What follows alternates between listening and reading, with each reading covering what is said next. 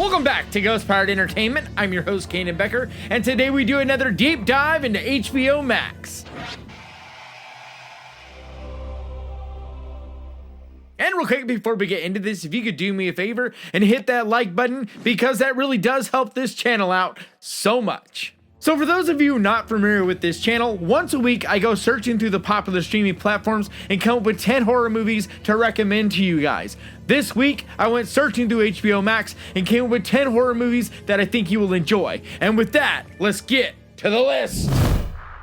Alright, kicking this list off is the film The Emptyman. Hey, wait. We gotta try it. Try what? Calling the Emptyman. Who's the Emptyman?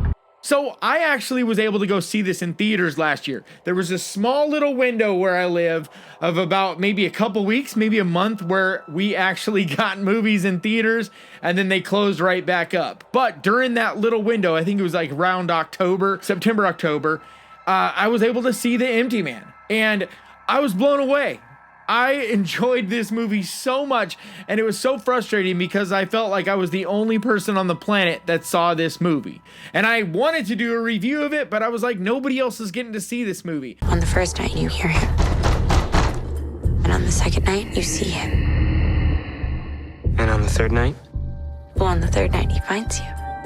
I think this is such a brilliant hidden gem, one of those movies that has started to be talked about some, especially thanks to Chris Stuckman, who has an amazing YouTube channel. I'm a big fan of his channel. He was able to bring some light to this movie and talked about it on his channel, and because of that, it started to get some play, but it still doesn't get anywhere near the credit it deserves because this movie is fantastic. It has some really great scares and some very creepy moments. And his message is contagious.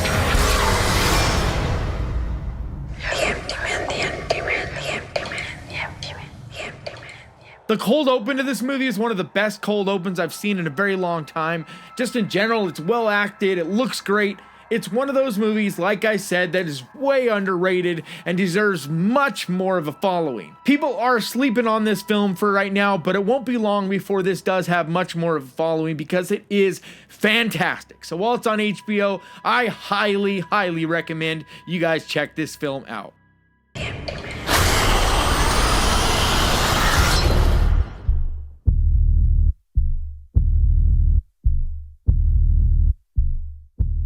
All right, now we go to Malignant.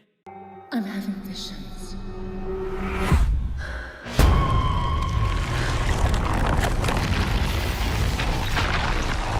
So I just did a full review of Malignant right up here if you guys want to hear more about what I have to say about this movie. But just to sum it up, I am a huge fan of this movie. I absolutely loved this flick. But this is not going to be for everyone, and this is a very unique, very weird and strange kind of movie that calls back to stuff from the 80s and 90s. It's back. He killed again. He's getting closer. This is a movie that is so clearly inspired by the history of horror, and you could just tell the kind of films that James Wan was a big fan of growing up, because there's things about this that remind me a lot of the Dark Castle movies from the early 2000s, as well as Giallo films from the 70s, but it's just fresh in a lot of ways. It's not the most original movie ever made. If you were someone that knows a lot and has seen a lot of horror movies, you definitely will see some things that are borrowed from other great horror movies. But you don't see movies like this done nowadays. This is very fresh and original and different compared to what you see now when you see these regurgitated, unoriginal horror movies that are pumped out all the time. He wants to talk to you.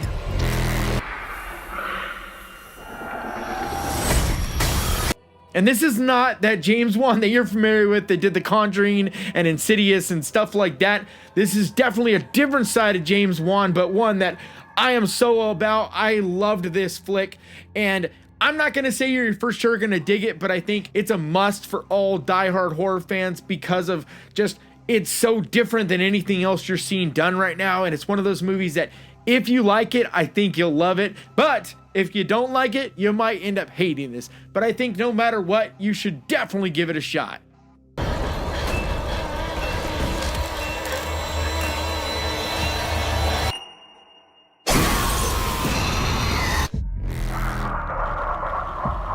Next up, we go to the voices. Are you good with cats? No, the real question is, are cats good with me? Because they pretty much own us.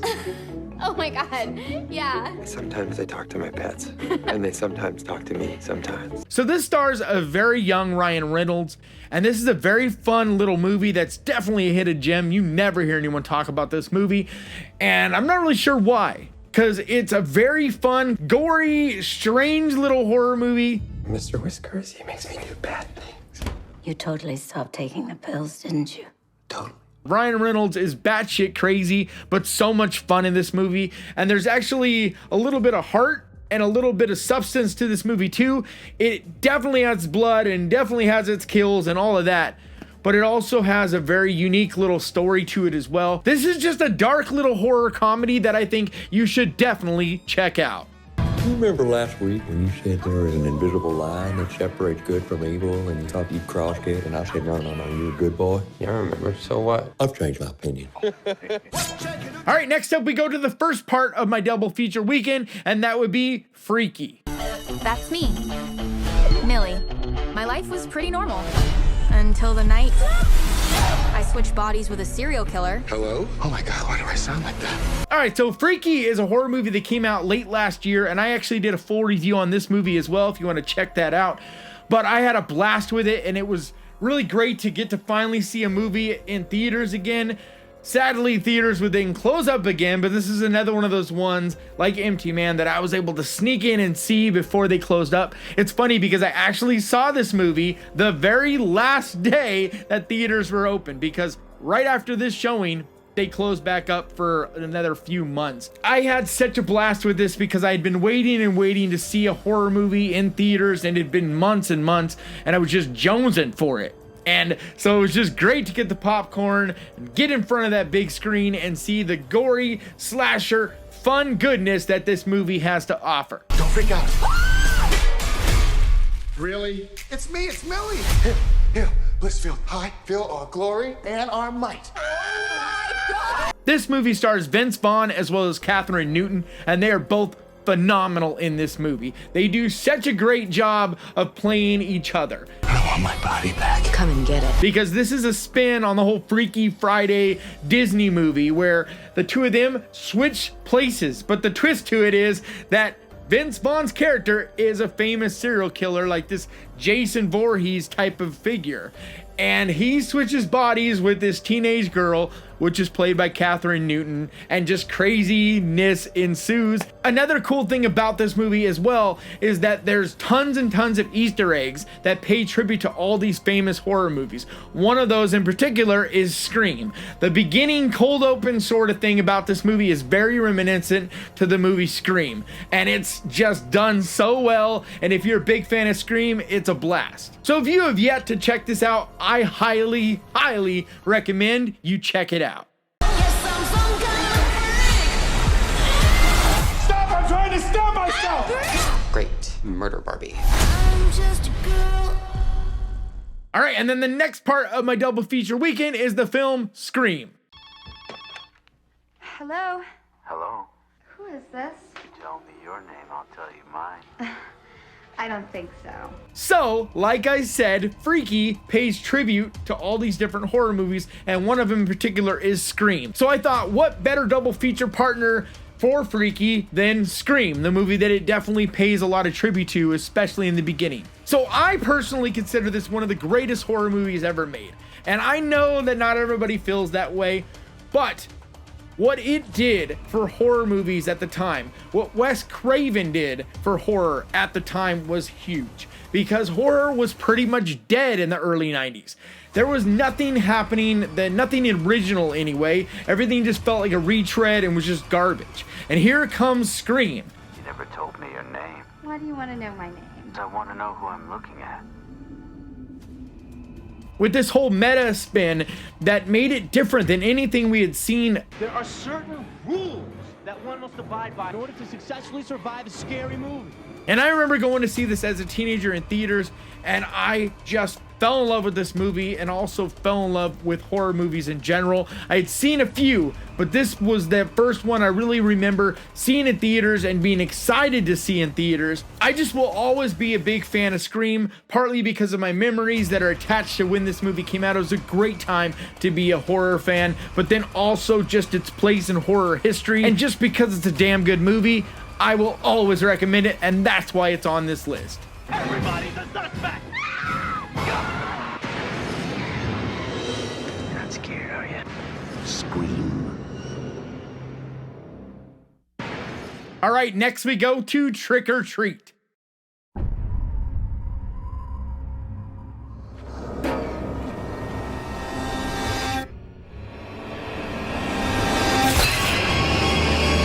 So Trick or Treat is definitely one of my all-time favorite Halloween horror movies at this point.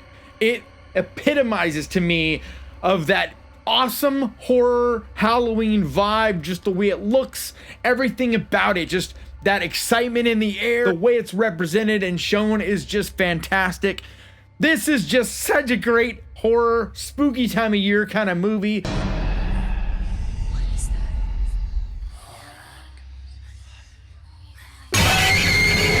One that I watch every single Halloween. It's tradition. It's not Halloween unless I watch this movie. This is also one of my favorite anthology movies at this point as well. It's up there, maybe not quite as good as Creepshow, but it's definitely up there. This is just such a good movie in so many ways, and one that you've probably already seen if you're a horror fan, but it is a must this time of year.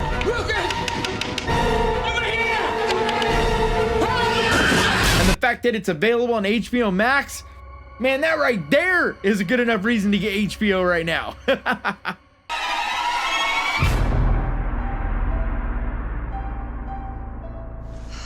hate Halloween.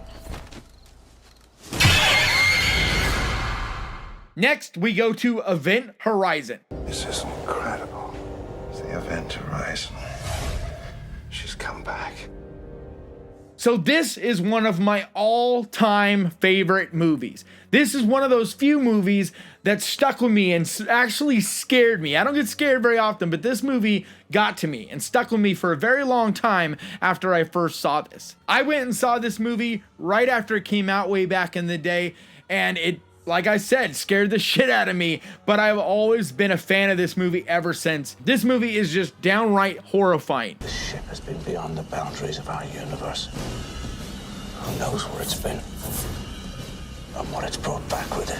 This movie is also a lot of the reason why I'm such a huge fan of cosmic horror, because this is cosmic horror at its very best. If you're not familiar with this movie, it's basically about a group of astronauts that go to this ship called the Event Horizon to find out where it's been, because this ship just vanished, disappeared, and shows up years and years later, and they're just checking it out to find out what's going on. Event Horizon was the culmination of a secret government project to create a spacecraft capable of faster-than-light flight.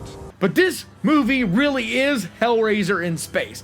It has so many just horrifying images and brutal things one after another. Just everything about this movie is haunting and creepy, but just extremely well done, and one that I think if you've never seen it, it should be the very first movie you check out from this list. You can't leave.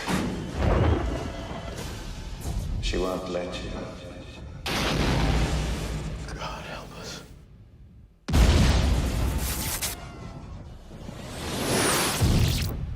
All right, next up, we go to Jason X. Bad Movie of the Week. On a routine training mission, a team of students is about to discover a life form frozen in time. So Jason X is definitely my bad movie of the week for this week, because as much as I love this movie and love Jason and I love Friday the 13th as a franchise, this is definitely one of the worst. There is nothing that's actually quality about this, but it is still fun as hell. There is so many cheesy things in this. What, are you high? He's here.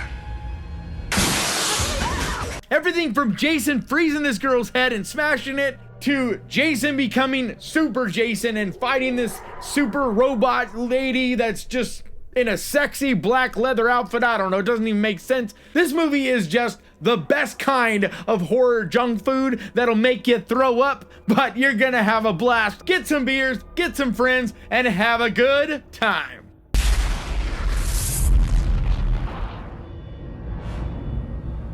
I don't think he's out there. Why don't you just stick your head out and have a peek? All right, now we go to Cloverfield.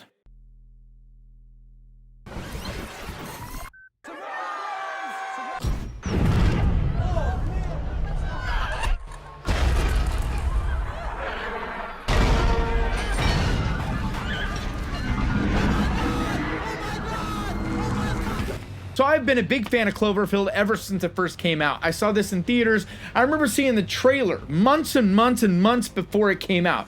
And the way the trailer was done left you with this really weird, mysterious feeling of not knowing what the hell this movie was going to be about, but enough to make you just creeped the fuck out and like just feeling like, I gotta see that. I gotta see what this thing is. You just knew that there was going to be some kind of creature, but that was all they gave you. Okay, we cannot go into the middle of the city. We gotta get out of here. There's nothing you can do for now.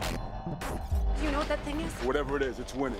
So when it came out, I was so excited. I saw it first day, and I had such a blast with this movie. Found footage was still a fairly new thing at the time, and the way this was done, like no other found footage movie at the time. It was very unique, and it had this coolness about this monster that you couldn't quite see. They always left it just out of reach from the camera.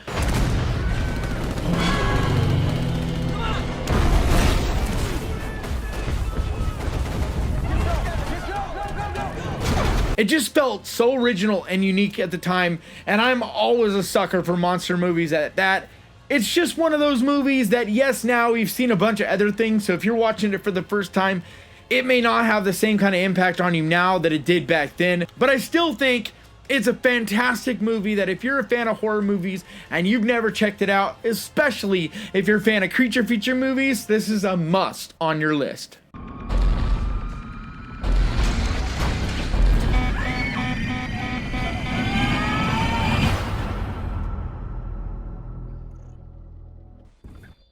And now we go to the last film on this list, and that is The Craft. To the other kids at St. Bernard Academy, they were the girls who didn't belong. Whatever you do, stay away from them. Why? They're witches. So this is another movie that really takes me back. I saw this when I was a teenager, went and saw it with my friends in theaters, and had a huge crush on all the girls in this movie. This movie is just such a great time capsule. And just last year, they tried to do a remake of this, or a reboot, or whatever the fuck you want to call it. And it just didn't work. Like, I watched it, and I know some people did enjoy it, but for me, it doesn't have that, I don't know, just that it that the original had. The cast, the story, just everything about it was fantastic. It had enough horror and enough creepiness, but yet it also had that great teenager feel that, especially if you were young at the time, this was just a great movie that really had you invested in just having a good time in this flick. We can make things happen. I mean, this is it. This is real. But this new one, I just don't feel like it had that same it, that same thing that really grabs you back in the day that this movie had. Either way, if you're a fan of witchy horror stuff, it doesn't get much better than The Craft. And so because of that, this is a fantastic cast, and it really is a great time capsule as well. So because of all those reasons, I think you should definitely check it out. The Craft. Girls, watch out for those weirdos. We are the weirdos, mister. All right, that's going to do it for me today. Please leave your comments down below. I would love to hear from you. Let me know if you're going to watch any of these this weekend, or if you've seen any of these and which ones you're a fan of. And also, if you could do me a favor and hit that subscribe button and ding that little bell, because that is the best way to keep track of this channel. And when I post videos like this, and I post videos like this at least 2 times every week. And I also want to give a massive, huge, enormous thank you to my patrons, because you guys, yeah, you guys, your support seriously means so much to me. And if you would like to find out more about becoming a patron, the link is down in the description. And like always, thank you so much for watching. Please crush that like button. And remember, guys, horror can be fun. I will see you guys next time.